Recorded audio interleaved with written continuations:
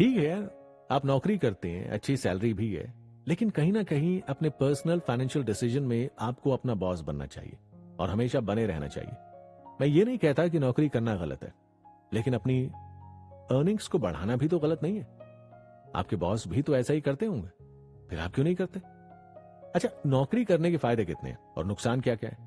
आपने कभी सोचा है इसका केवल एक ही फायदा है, बाकी सब नुकसान है? आप एक टाइम में बाउंड हो जाते हैं जहां आपको वही करना है जो आपसे कहा गया। उस पर एक दिन की छुट्टी मिलती है, वो भी पेंडिंग कामों की बलि चढ़ जाती है। अपने दोस्तों यारों से तो मिलना भूल ही जाइए, बस इंस्टाग्राम और फेसबुक पर अपने बॉस की दुबई ट्रिप देखकर ठंडी आहें भरते रहिए और उनकी फोटोज को लाइक करना मत भूलिए। आपको बॉस की नजरों में उनके लिए सबसे पॉजिटिव इंसान बनना होता है। सैलरी मिलने पर खुशी होती है, लेकिन घर पहुंचते ही टेंशन शुरू हो जाती है कि घर खर्च कैसे चलाया जाए। अगर आप प्राइवेट जॉब में हैं तो आप मेरी बात से बिल्कुल रिलेट करेंगे। हाँ, फायदा एक ही है, मंथ एंड में मिलने वाली सैलरी। अब इन बातों को सुनकर जोश में आने की कतई जरूरत नहीं। ऐसा बिल्कुल मत कीजिए कि आप आज ही नौकरी छोड़कर बैठ जाएं। जल्दबाजी शैतान का काम, ये तो आपने सुना ही होगा। तो अब आता है सब्र। जिसने अपनी लाइफ में इस चीज को अपना लिया वो कभी नहीं हारेगा। पेशेंस एक ऐसी चीज है जो हर किसी के पास नहीं है। भागदौड़ भरी लाइफ में हम जितने बिजी हो चुके हैं, कई बार छोटी छोटी चीजों पर इरिटेट हो जाते हैं। आपको अमीर बनना है तो सबसे पहले पेशेंस को अपनी लाइफ में उतारना होगा। आप सोचेंगे मैं अचानक ऐसी फिलॉसफी भरी बातें करने लगा। अगर आप अमीर बनने का सपना देख रहे हैं तो पेशेंस इसमें आपकी बहुत मदद कर सकती है।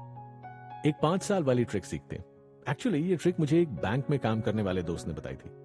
चलिए आपसे भी शेयर कर देता हूं। आप जो भी काम करते हैं, नौकरी या बिजनेस, करते रहिए और एक काम साथ साथ ये भी कीजिए कि अपनी कमाई का सीधा 30 से 40% हिस्सा हर महीने एफडी में डिपॉजिट करवा दीजिए। अब आया टाइम पेशेंस का। सब्र का फल हमेशा मीठा होता है, ये कहावत तो आपने सुनी होगी। अब कीजिए पूरे 5 साल का इंतजार। आपको अपनी हर एफडी को 5 साल के लिए बुक करना है। इसमें आपको बची हुई सैलरी या बिजनेस करते हैं तो उससे मिले प्रॉफिट से बाकी के काम चलाने हैं। भूल जाइए कि 30% जो आपने एफडी के लिए निकाला था वो आपका पैसा है। कम से कम 5 साल के लिए तो भूल ही जाइए। आपको अपने जमा किए पैसों पर एक लमसम आइडिया दे दूं तो आप 2 लाख जमा करवाइए तो 5 साल बाद रिटर्न के रूप में 1 लाख या इससे ज्यादा भी कमा सकेंगे। सुनी सुनाई बातें हैं, लेकिन कई निजी बैंक आपकी एफडी का 11 साल में डबल पैसा भी रिटर्न करते हैं। इसके अलावा हर महीने कम से कम 1000 रुपए की एसआईपी खरीदिए, वो भी लगातार 5 साल के लिए। आप म्यूचुअल फंड में 1000 रुपए मंथली एसआईपी शुरू कर सकते हैं, जिसमें एक एवरेज के रूप में 12% तक सालाना रिटर्न रहता है। तो 5 साल बाद आपको 82,000 रुपए मिल सकते हैं। इसमें आपका इन्वेस्टमेंट 60,000 और 22,000 रुपए का वेल्थ गेन होगा।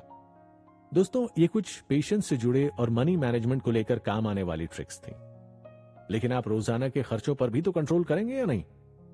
ये भी एक हिडन एलिमेंट है जो रोजाना आपकी जेब ढीली कर रहा है। चाहे आप सेविंग्स करें, इन्वेस्टमेंट करें, लेकिन अपने रोजाना के खर्चों पर लगाम लगाना बहुत जरूरी है। अच्छा, जरा रुकिए और सोचिए, रोजाना टपरी पर चाय की आदत, सिगरेट के कश लगाना या वीकेंड पर पार्टी। हाँ, सोशल गैदरिंग जरूरी है, लेकिन आपने कभी सोचा है कि अमीर आदमी इतने कंजूस क्यों होते?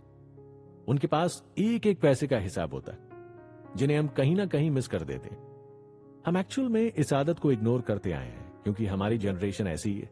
अगर कोई पिछली जनरेशन का व्यक्ति इसे सुन रहा है तो वो मेरी बातों से जरूर रिलेट करेगा। हम फिक्र नहीं करते, हम आज की सोचते हैं और इसी सोच में हम खर्चों पर कंट्रोल करने की बजाय छोटी छोटी गलतियों से खुद का नुकसान कर लेते हैं। पानी बूंद बूंद के जरिए ही भरता है और कुछ रिश्ता भी उसी तरीके से। सबसे पहले तो आपके जो भी खर्चे हैं उनकी लिस्ट बना लीजिए और फिर पूरा महीना आप जो खर्च करते हैं उसकी भी लिस्ट बनाइए। फिर दोनों लिस्ट को मिलाकर चेक करिए कि कितना पैसा आपने गैर जरूरी चीजों पर खर्च किया है। इसके बाद अगले महीने से फिर से लिस्ट बनाइए और कोशिश कीजिए कि गैर जरूरी खर्चों से बचत करके बचे हुए पैसों को अकाउंट में सुरक्षित कर दिया जाए या बचे हुए पैसों को इन्वेस्ट कर दिया जाए, है ना जान? पर कुछ मेरी तरह आलसी लोग लिस्ट बनाने को पहाड़ सा बड़ा काम समझते हैं। तो आजकल कई ऐसी एप्स हैं जिनके जरिए आप आसानी से इस लिस्ट को मेंटेन करके रख सकते हैं। इसे आज ही शुरू कीजिए और हर महीने आप कुछ ना कुछ ज्यादा ही बचा पाएंगे, जो आगे आपकी जरूरतें या इन्वेस्टमेंट में काम आएगा। दोस्तों, कहीं इन्वेस्ट करना कोई बड़ा ट्रिकी काम नहीं है। हो सकता है बड़े बुजुर्ग आपको इसकी इजाजत भी ना दें। हो सकता है वो हमारी इस चर्चा से सहमत ना हो। सबका नजरिया अलग हो सकता है, लेकिन पैसे की कद्र किए बिना कोई भी बड़ा आदमी नहीं बन सकता है। कुछ को तो ये भी लगेगा कि फालतू की बातें और इन्वेस्टमेंट नहीं करने के बाद भी मज्जानी लाइफ चल रही है, तो क्यों इतना जतन करें।